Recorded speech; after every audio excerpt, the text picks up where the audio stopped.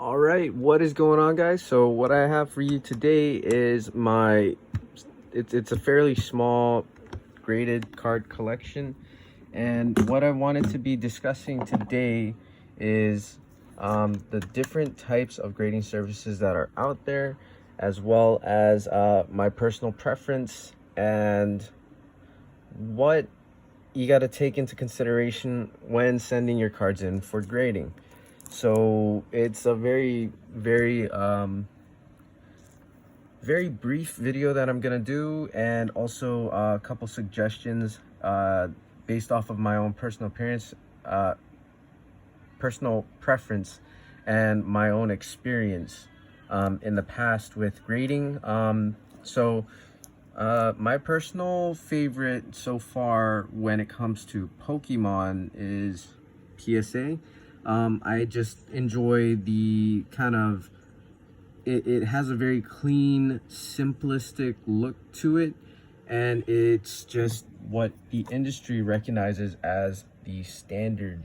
A lot of folk use it for grading sports cards, and they've been around for quite some time. The next up is Beckett. Now, what you're gonna notice between Beckett and PSA is Beckett has a bit more of it's a thicker slab, and it's quite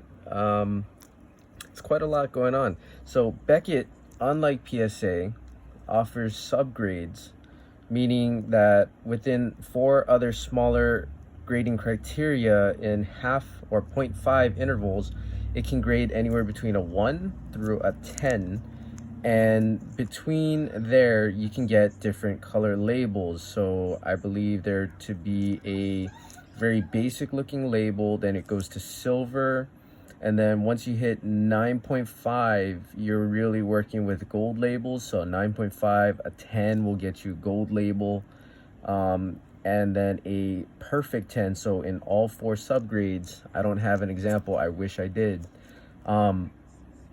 but if it grades a 10 in all 4 grades, you're gonna receive a black label with lettering. I believe it to be gold lettering. I could be mistaken. I haven't ever seen one in person. I wish.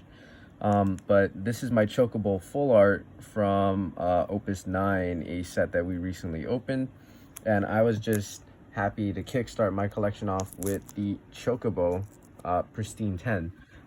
That is, in fact, my only other 10 outside of the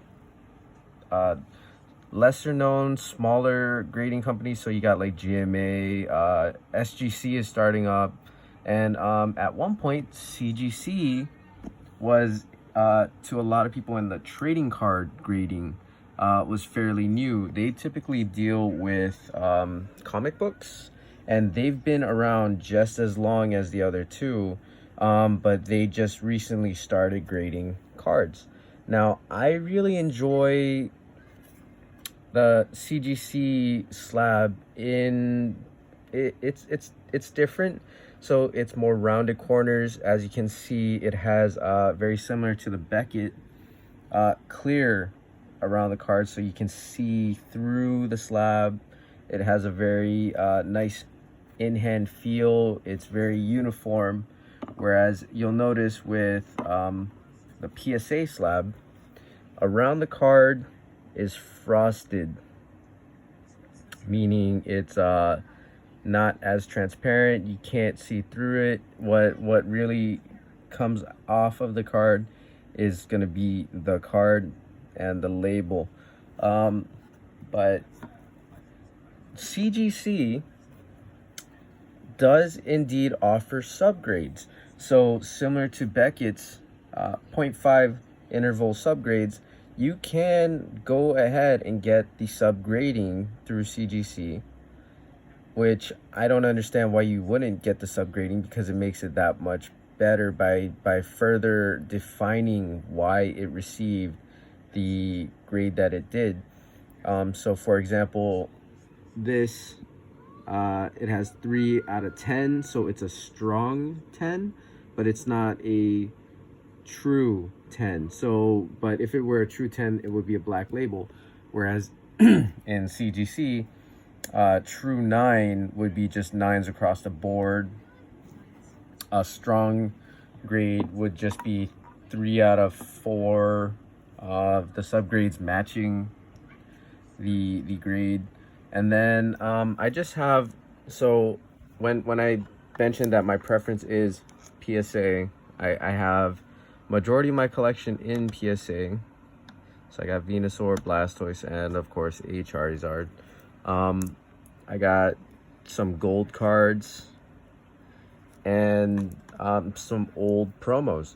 So when it comes to grading your cards, it is quite the process, and for those that can do it, you can actually make your own submissions and send it out individually, or you can actually look into a middleman service, and I will leave a link down below for the middleman that I've been going through. Really amazing guy. If you guys want to go check out his channel, he has some really good content and really fun, very hardworking guy. He always is quick to respond to my messages no matter how late.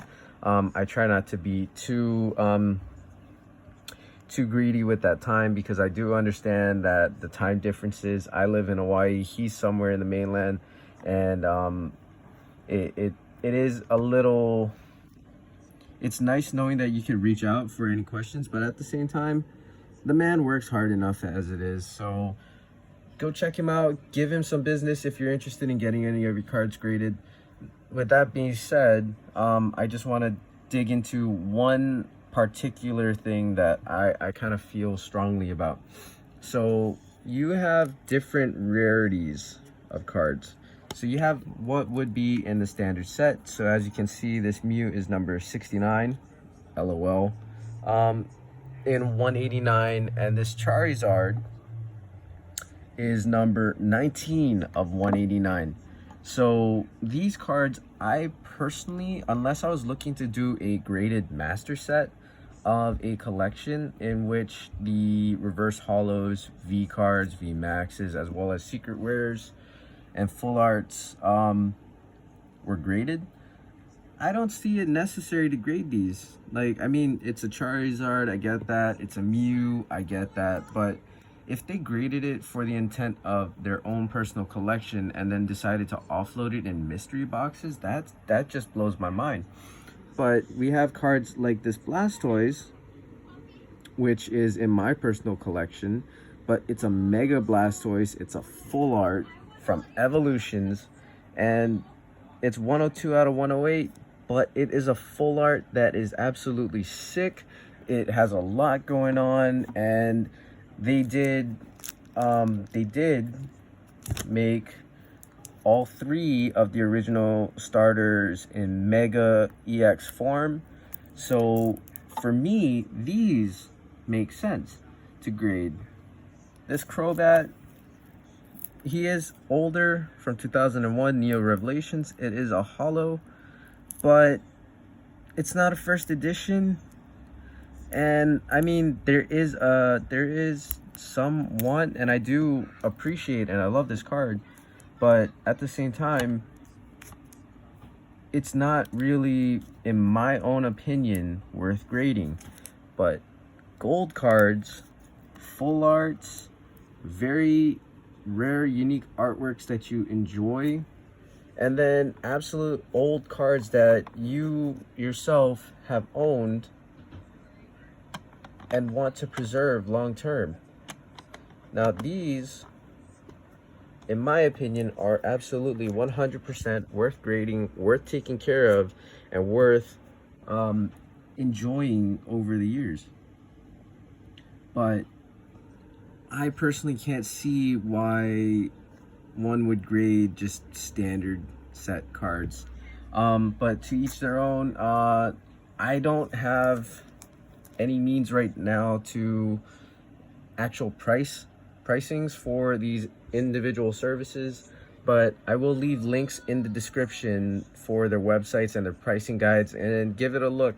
Right now, I think with the climate of the hobby, PSA is looking at about $150 for their available service, but they're looking at into Q4 even restarting their regular service and their regular service fees. Now, what that means, I'm not 100% sure at this time, but I will definitely be looking at it very heavily. But I appreciate you guys coming in, checking it out. Leave a comment down below how you feel about hard case storage versus soft case storage. I know some folk actually clip these into binders. There's different ways that everyone likes to keep their collections, and this is my own personal way. And I cannot wait for my other submissions to get in, and I can finally fill these spots. But definitely stay tuned for that video. Omosh Middleman Service is gonna be hopefully getting back sometime soon, and I can't wait to open them up on camera for you guys and go over what I really wanted to get graded from my first grading experience. And yeah, happy hunting, guys. I'll catch y'all next time. Peace.